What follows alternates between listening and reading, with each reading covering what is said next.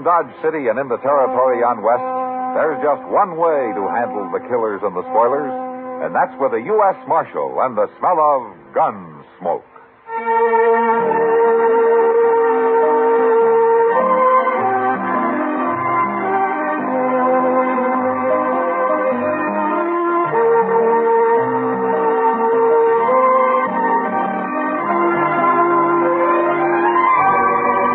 Gunsmoke, starring William Conrad, the story of the violence that moved west with young America, and the story of a man who moved with it. I'm that man, Matt Dillon, United States Marshal. The first man they look for and the last they want to meet. It's a chancy job, and it makes a man watchful and a little lonely.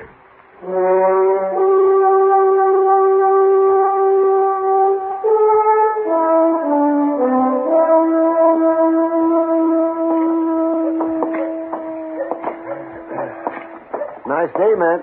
The wind's gone down anyway. Mm-hmm. Sure was blowing last night.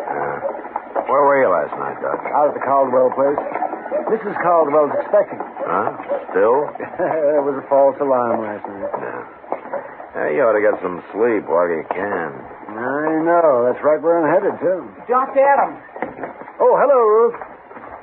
I've been looking for you, Doc. Matt, this is Ruth Tucker. Shell Tucker's son. Hello, Roof. We ain't met before, Marshal. No, we haven't. How is your paw these days? Well, he's just like ever. But his ma I come to get Doc for. Your ma? What's the matter, Ruth? She swallowed a nail, Doc, and it's hurting her bad. Swallowed a nail? How'd she do that? Well, I told her not to, but she was fixing the chicken house anyway, and she had some nails in her mouth. You say it's hurting her? It's her stomach. She's got a terrible pain in her stomach. That's right. I'll ride out with you right away, Ruth. I ought to warn you, Doc. You know how Pa is. Matt, Shell doesn't like doctors. No? He hates them. But he ain't there right now, Doc. He's been out on the prairie the last couple of days. When'll he be back? I don't know for sure, Marshal. But Ma said to get Doc anyway. She doesn't want to die. Shell would cause trouble if he found Doc there, would he? He sure would. He'd beat him half to death. Well, maybe I better ride out with you, Doc, just in case Shell comes home while you're there. That's a good idea, Matt. I think you'd better. Ruth, you know Chester, don't you? Oh, sure. I'll go over to the Long Branch and tell him that I want him to go with us, huh? Okay, Marshal.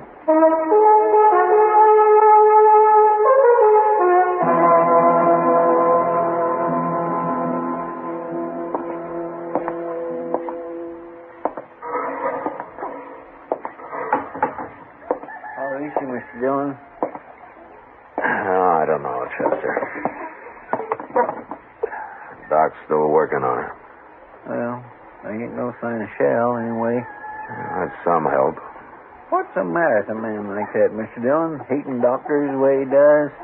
I don't know, Chester. Probably there weren't any doctors around when he was young, and what was good enough for his father is good enough for him. Some fool notion like that, you know.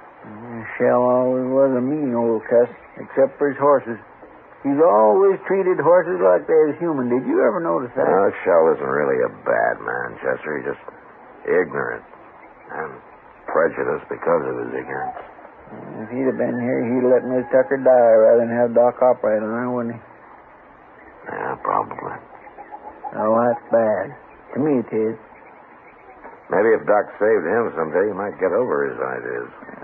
Doc ain't gonna have a chance to help Shell, any. He ain't never had a sick day in his whole life, I know. Oh. You all through, Doc? Yeah, all through, man. How is she, Doc? She's dead. Dead? I guess her heart couldn't take it. I don't know. I had to operate, though. She'd have died sure if I hadn't. It isn't your fault, Doc. You did all you could. Yeah, I know. But I always feel maybe if I'd have done it better, things like this wouldn't have happened. You're not to blame, Doc. You want me to tell Roof? I've already told him. He's in there with her. Huh? How'd he take it? He didn't say a word, Matt. No, Doc, you must be plumb wore out. I am. Doc? Oh, yes, sir. You too, Marshal. You're going to have to help me. Sure we'll help you, Roof. What is it? Oh, it's about Pa. I don't know what to tell him when he comes back. Well, just tell him the truth, Ruth. Doc tried to save your mother, but he wasn't able to. Nobody could have. You don't know Pa very well, I guess. He just won't stand for it. There's nothing he can do about it now. It's all over. When Pa says a thing, he means it. And he said none of us was ever to go near a doctor. Ruth, do you agree with your Pa's thinking? No. Neither did Ma. But we didn't dare cross him when he was around anyway. I'm afraid of him, Marshal. You have to stay here and tell him. Well, I've got to get over to the Caldwell place. That baby's due any time now. But you can't go now. I'll stay here till he comes back, Ruth. Chester, you better ride into town in case anybody's looking for me. All right, sir. It's a funny thing how a doctor can lose one life and maybe bring another into the world the very same day. Well, come on, Chester. We can ride part way together.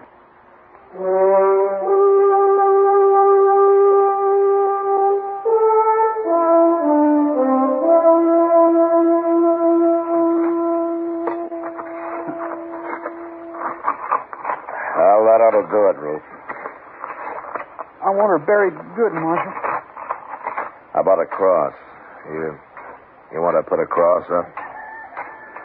I'll let Pa decide that.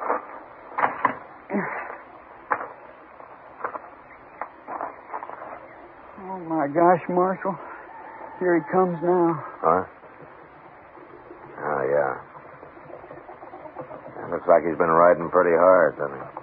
Pa always rides hard, but he takes mighty good care of his horses all the same. He's never hurt one yet. Yeah, I know. Hello there, Marshal. How are you, Shell? Well, what are you doing out here? Shell, your wife died. Died. Now, Ruth and I just finished burying her. She died. Yeah, just a few hours ago. We didn't know when you'd get back, so we went ahead and buried her.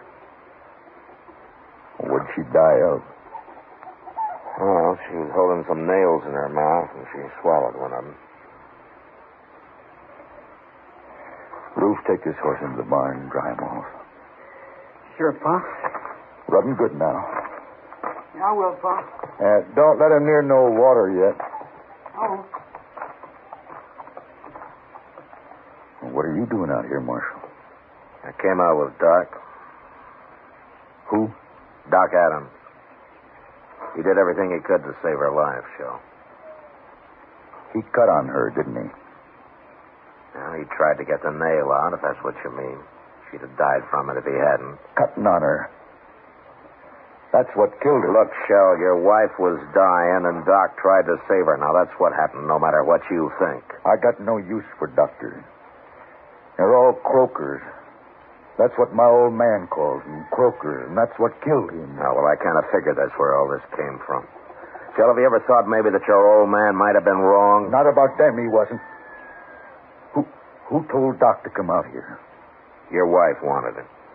After all the times I've told her to stay away from doctors. Well, I guess she didn't want to die, Shell. I guess she wanted a chance to live. Poor defenseless woman. He come out here and killed her. Well, Doc Adams is going to pay for this, Marshal. I'm telling you right now. You lay a hand on Doc, and I'll run you out of the country, Shell. Maybe it won't be a hand I'll use, Marshal. Try anything like that, and you'll hang for it. I'll find you wherever you go. He killed my wife with his bungling butchery. He's a murderer. There isn't a man in Kansas that'll believe that. Doc's a pretty valuable citizen around here. Not to me, he ain't. It's an eye for an eye, Marshal, like it says in the book. You even try it, and I'll throw you in jail. I don't try nothing. Then you'll hang. Will I, Marshal? I left Shell Tucker standing by his wife's grave, and I rode back to Dodge. Ordinarily, Shell was peaceable enough, but there was no telling what he might do now. Doc stayed at the Caldwell place that night, and the next day, too. I thought he'd be safe there, so I didn't worry about him. Until the next evening. Kitty and I were having supper at the Dodge House. Matt, for a town that lives in the cattle trade, you'd think we'd be able to eat decent steak. You should have had the prairie chicken, Kitty. You didn't have to walk all the way from Texas. Oh, that steak I had got carried. It was too old to walk. Say, I've never eaten prairie chicken, Matt. What's it taste like? Well, I tell you, Kitty, it's a little chicken with an awful lot of prairie. If I didn't know you better, I'd say you'd been drinking. And if I know you, you'll order steak next time anyway. Don't give up easy, Matt. Yeah, I know. Well, remember it, then. Yeah, sure. You don't know much about women, do you, Matt? Well, I'm learning. Yeah, but the pace you've set, I'll be in my grave before you're out of first grade. You know, it took me 10 years to learn how to handle a 6-gun. Well, that's the nicest compliment I've had all day.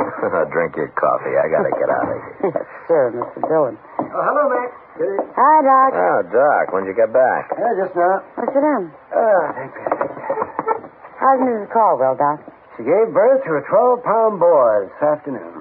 Oh, that's fine. Yeah, that's not what I came to talk about, though. Matt, somebody tried to shoot me on the way back from the Caldwell place. Huh?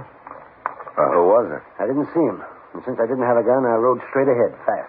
Well, where'd this happen? About a mile the other side of the grove. Yeah, I should have come out there and ridden back with you. So you know something about it? Yeah. Shell Tucker. He came back after you and Chester left, Doc. He made some threats. Yeah, I might have known that. But I'm not going to be a target for Shell every time I go on a call in the country.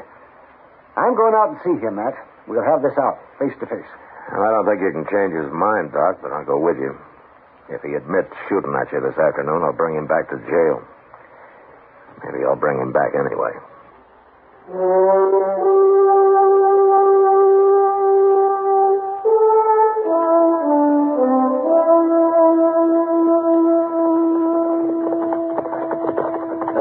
Somebody in the corral there, Matt.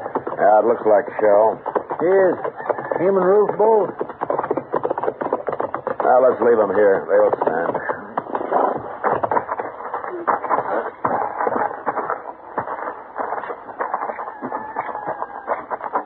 They got a horse tied down in there, Mr. Dillon. Well, he's down, Chester, but he's not tied. Oh, my God, he ain't. See, when you look at that. Yeah, he broke his leg. Oh, that's too bad. Well, here we are. Doc, I'll go in first in case Shell gets excited. All right. Go ahead, I'll close it. Hello, Shell. Ruth. Hello? You bring that croaker out here to kill my horse for me, Marshal? Oh, now, Shell. Wait a minute, Doc. I'm sorry about your horse, Shell. That bay is the finest animal I ever owned. What happened? Well, I was just topping him off when he fell. Busted his leg. Oh, blimey. That's too bad. Ruth, go on up to the house and fetch my rifle. Okay, Pa. Terrible thing to lose a horse like this. Yeah. I'll do the shooting if you like, Shell. No, thanks. I'll kill him myself. It's my job. That's a funny thing. We always shoot a horse if it breaks a leg, but we wouldn't think of shooting a man when he does. You croakers got other ways of getting rid of people. I'll overlook that, Shell. But I'll tell you something. I don't want to hear nothing. You like that horse, don't you? Of course I do. Then don't shoot him. Don't shoot him. Look, Shell. That horse is done for anyway. So it won't hurt to let me try to fix his leg the same way I would with a man. It just might work. You mean put a cast on him? I do. I never heard of putting a cast on a horse. You're crazy. It's up to you, Shell. I wouldn't let you near my wife if I'd been here. And I'm not going to let you fool with my horse. All right, Shell. You shoot your horse, and then I'm taking you back to Dodge. What for? You're going to jail for taking a shot at Doc yesterday. Now, that I didn't exactly say that. Shut up, Doc. I ain't going to no jail. Yes, you are.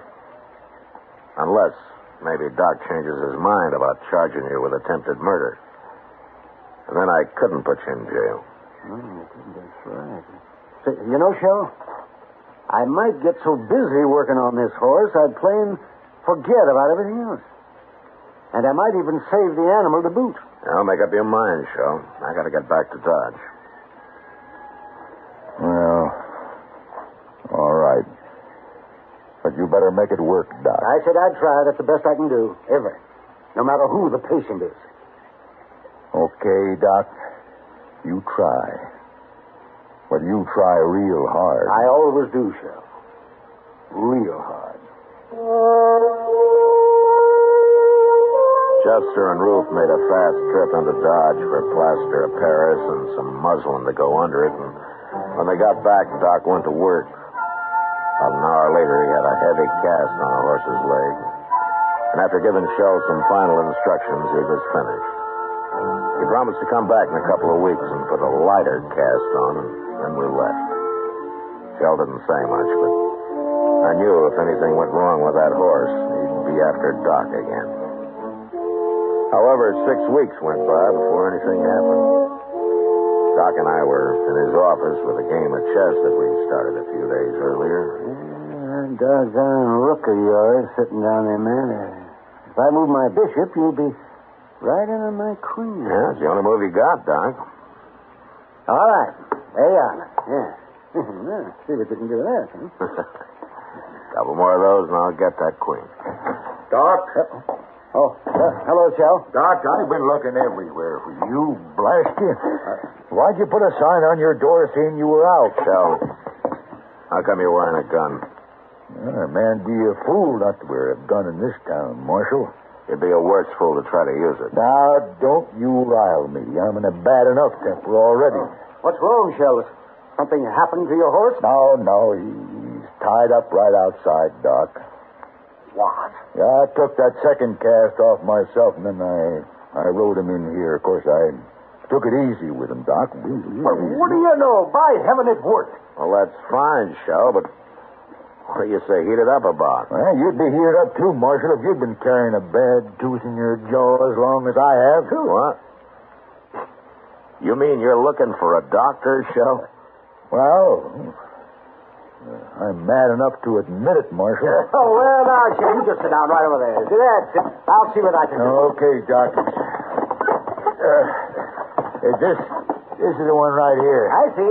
Now, try to get it out, will you? I'll try, Shell. Yeah. That's the best I can ever do.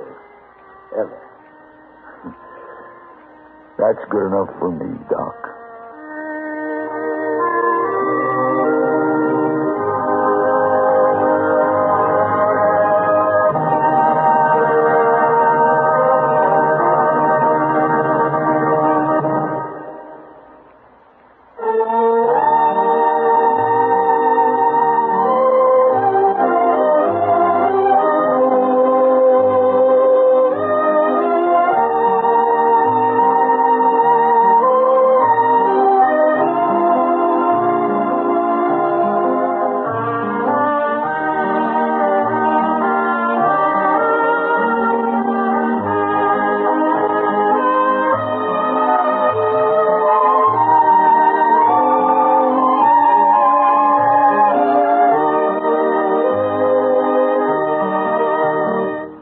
Gunsmoke. Produced and directed by Norman MacDonnell. Stars William Conrad as Matt Dillon, U.S. Marshal.